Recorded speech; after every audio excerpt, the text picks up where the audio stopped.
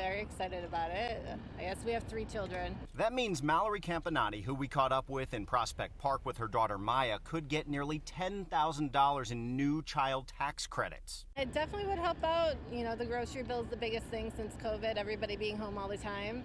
That's definitely been a big chunk of cash. It's going to put thousands of dollars in hundreds of thousands of families on Long Island and millions of families throughout New York State. Long Island congressional representatives Tom Suozzi and Kathleen Rice held a joint press conference today to encourage parents to get their taxes in order by Monday so they can get the money. It is money going directly into individual families' pockets to put food on the table and to pay their bills. The child tax credit gives couples making less than $150,000 $3,600 for every child under the age of 6 and $3,000 for older children. People earning more will still get some money, but in smaller amounts. The IRS plans to send out half the tax credit as monthly payments later this year and apply the other half to your taxes next year.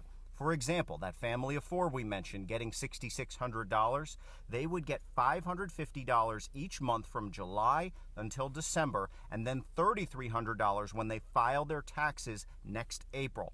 Taxpayers will also have the option of getting all the money, in this case $6,600, as a tax credit next year. The IRS will soon release details about how to set that up. But the bottom line is, if you want to get paid the proper amount on time, file by this Monday. There are people that are still waiting to get their stimulus checks because they hadn't had their income tax statements filed on a timely basis.